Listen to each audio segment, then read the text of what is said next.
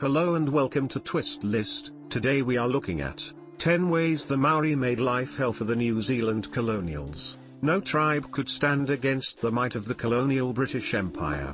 In the era of colonialism, when the British Empire swept through every corner of the globe, no one could stop them. Few made them fight as hard, though, as the Maori of New Zealand. The Maori, before colonialism, were brutal warriors. They were cannibals. They were headhunters and slavers. Above all, they believed in Uta that every kind and cruel deed should be repaid in kind. And, when the British colonialists took over New Zealand, they were ferocious enough to make sure they paid for it. At number 10 we have, first contact with the Maori ended in 4 European deaths. When the Maori met their first Europeans, they did not shake hands and welcome them in. Right from the very start, there was bloodshed. First contact happened in 1642, when Abel Jansson Tasman and his crew became the first Europeans to meet the Maori. The Maori, though, saw them first. As Tasman sailed into the Golden Bay, signal fires lit up along the shore. The Maori were letting one another know that a strange ship was approaching and to get ready for the worst. On their first meeting, the Maori canoed out toward Tasman's boats, blowing shell war trumpets and trying to scare the Europeans away. Tasman responded with cannons. The Maori fled, but now they had no doubts. These were definitely people to fear. The next day, Maori canoes came out toward the boats again. Tasman's men figured it was a friendly gesture, inviting them to come to shore, until the Maori started ramming their boats. One Maori clubbed a sailor in the back of the head with a pike and knocked him overboard. Then the others attacked, and killed 4 men before Tasman's men could get away. Tasman named the area Murderers Bay. This, he said, must teach us to consider the inhabitants of the country as enemies.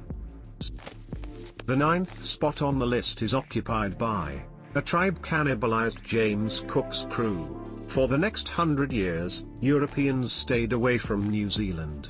The Maori were left alone, until James Cook arrived. At first, Cook's men had a rocky but relatively peaceful relationship with the Maori. They had some problems, though.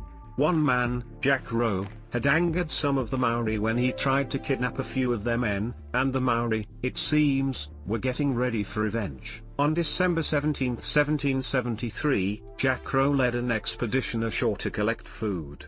They never came back.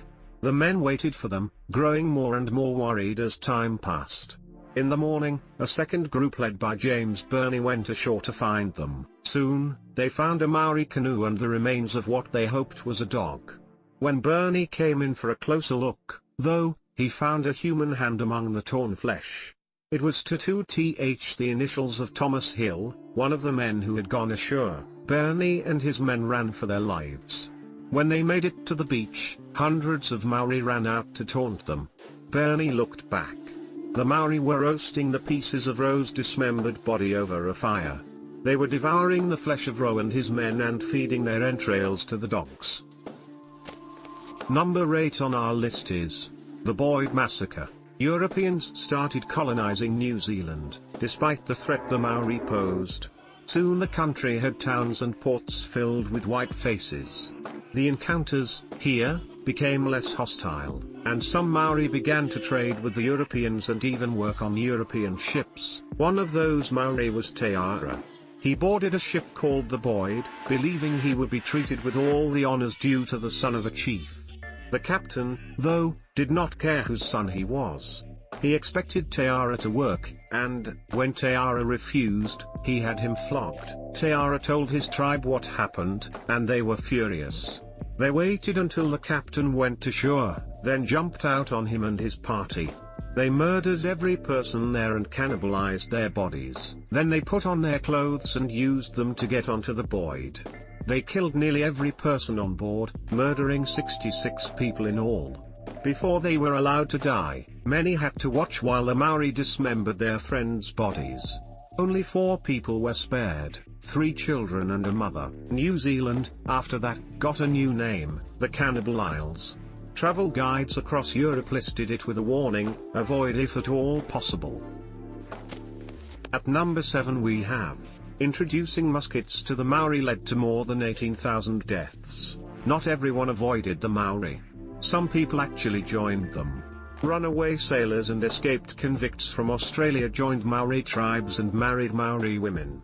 They were known as the Pākehā Maori, white men living Maori lives. With the help of the Pākehā Maori, the Maori were able to get muskets, a moment that changed their history ever.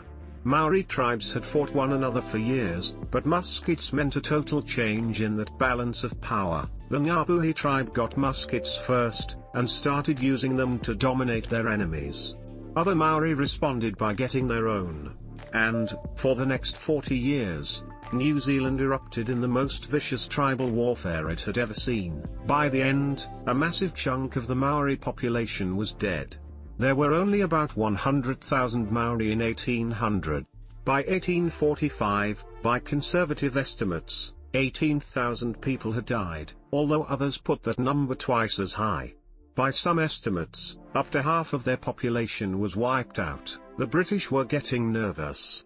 Open trade, they now believed, was very dangerous. From here on in, the British started changing how they dealt with the Maori. Number 6 on the list is the Wairau Affray. In 1840, the British signed a treaty with 540 Maori chiefs, the Treaty of Waitangi. This gave the British sovereignty over New Zealand. In exchange, the Maori kept the right to buy and sell land, and had the rights and privileges of British citizens. Some of the Maori who signed it did not totally understand what it meant. They understood, though, that they had the right to their land, and they were not about to give it up. The first fight happened in Wairau. Some British settlers purchased land in the Wairau Valley and realized they did not have as much as they wanted, so they started surveying some land that the Maori had not sold them. The Maori were not okay with this. They burned the surveyors' equipment down and sent them back to their ships. The surveyors tried to charge 2 Maori chiefs with arson and sent in a force to arrest them. The Maori, though, were ready for them. Their warriors refused to move, and, after the first shot was fired, they fought back. By the end, 22 Europeans were dead, and the rest chased away. This, though, was only the first fight of many. The British would keep encroaching on Maori land, and they would keep pushing back. For the next 60 years, the history of New Zealand was filled with land conflicts and bloodshed. The 5th spot on the list is occupied by the Flagstaff War. In 1842, a Maori man named Maketu was tried and hung for murder. He had been working for a European who he felt mistreated him, and he dealt with it by going to her home and slaughtering her and her entire family. One Maori chief, Honheke, was furious. Maketu had been tried under British law. This was further proof that the Maori no longer had control over their own country. They were paying taxes and tariffs for the first time in their lives, and they were subject to foreign courts. Honheke decided he would no longer live under British rule. He had his men cut down a flagpole that waved the Union Jack. When the British put it back up, he cut it down again, and again. The British tried to put it back up 3 times, and Honheke cut it down every time. God made this country for us. It cannot be sliced, he wrote to the British forces. Return to your own country, which was made by God for you. The 2 sides fought to a standstill, with no clear winner. When the fighting ended, though, the Union Jack still lay trampled in the dirt. Number 4 on the list is the Massacre of the Gilfillan family. A few years later, a British sailor named H.E. Crozier shot a Maori man named Hapuronan Garangi in the face, something he maintained was an accident. His crewmates managed to treat Ngarinji and keep him alive, but Ngarinji's tribe was not satisfied. They wanted Crozier dead. The British refused, but Ngarinji's tribe demanded Utu. They could not leave a bad deed unpunished, they needed vengeance. If the British would not give them Crozier, they would carry out their revenge on the nearest settler they could find. They went to the home of a painter named John Gilfillan and massacred his family. John assumed they were after him and ran out, expecting the Maori to chase him, but they let him go. Ignoring him, they slaughtered his wife and children and burned his house to the ground. The British arrested the men responsible and had them executed, but the Maori would not accept that, either. Soon, a Maori tribe had the town under siege. Another war had broken out. At the third place we have the horrible death of Karl Sylvius Volkner. A new religion was starting in New Zealand, Maori. It was a combination of Christianity and Maori beliefs, founded by a prophet named Te Uewamin. They would prove to be one of the biggest problems the British faced. When fighting broke out between the Maori and other Maori tribes, one German missionary refused to leave. Karl Sylvius Volkner was warned that he would die if he stayed where he was, but he was determined to stay and spread the gospel. The Maori did not appreciate it. They started to suspect that the reason Volkner was sticking around was because he was a spy, and so they got rid of him, in one of the most brutal ways in history. One of Wamin's disciples, Teirau, had Volkner taken prisoner and executed. Before he died, Volkner was allowed to kneel down and pray. Then he stood up, shook hands with his killers and told them, "I am ready." After he was dead, Teirau hacked off Volkner's head. He grabbed his decapitated head, walked into the church, and delivered a sermon with Volkner's head on the pulpit. At the climax of his speech, before his followers, he gouged Volkner's eyes out and swallowed them. At the second spot is the Massacre of Poverty Bay. Not all Maori fought the British. Some became loyal to, and fought side by side their colonizers, beating down Maori rebellions.